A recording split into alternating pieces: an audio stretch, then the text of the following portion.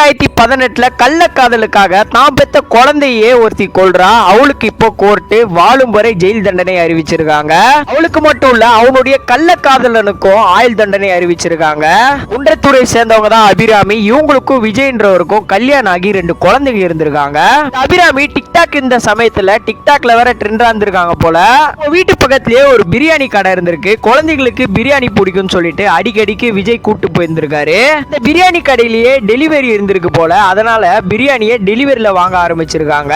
இப்பதான் அபிராமிக்கு மீனாட்சி சுந்தரம் சொல்லிட்டு ஒருத்தர் கூட தொடர்பு ஏற்படுது. 2 பேரும் லவ் பண்ண ஆரம்பிக்கிறாங்க. இது விஜய்க்கு தெரிய வருது. விஜய் வந்து கண்டிச்சிருக்காரு, நீ அவங்க கூட பேசக்கூடாது, அவங்க கூட பழக கூடாது அப்படின்னு சொல்லிட்டு கண்டிச்சிருக்காரு. குழந்தைங்களை மட்டும் நல்லா பாத்துக்கோ அப்படின்னு சொல்லிட்டு விஜய் சொல்லியிருக்காரு. அதுக்கப்புறம் அபிராமினால மீனாட்சி சுந்தரத்தை பார்க்க முடியாம போகுது. இந்த குழந்தைங்க இருந்தா நம்ம 2 பேரும் ஒண்ணு சேர முடியாது அப்படின்னு சொல்லிட்டு அபிராமி நினைக்கிறா. அதனால அந்த குழந்தைங்களை கொன்றலான்னு பிளான் போடுறா. மீனாட்சி சுந்தரத்தை தூக்கு மாத்திரை வாங்கிட்டு வர சொல்றா. அத நைட்டு குழந்தைகளுக்கு பால்ல கலந்து கொடுக்கறா. அந்த நைட்டே குழந்தைங்களுடைய கழுத்தை வேற நெரிக்கிறா. அந்த குழந்தைங்க தூக்கத்திலே இறந்து போறாங்க. அதுக்கப்புறம் அவ மீனாட்சி சுந்தரம் கூட ஓடி போயிடுறா. அதுக்கப்புறம் எப்படியோ கண்டுபிடிச்சி அவளை ஜெயில அடைக்கிறாங்க. இப்ப அவளுக்கும் அவனுடைய கள்ளக்காதலனுக்கும் ஆயுள் தண்டனை கொடுத்திருக்காங்க. ஓடுறது தனியா கூட ஓடி போயிருக்கலாம் அந்த குழந்தைங்களை கொல்லாம. ஆனா அவளுக்கு அந்த குழந்தைங்களோட காஜி பெருசாயிடுச்சு போல.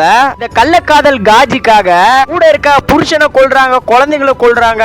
எல்லாம் இந்த காஜி பண்ற வேலை தான். நீங்க இதை பத்தி என்ன நினைக்கிறீங்க அப்படின்னு சொல்லிட்டு உங்களுடைய கமெண்ட்ஸை கமெண்ட்ல சொல்லுங்க.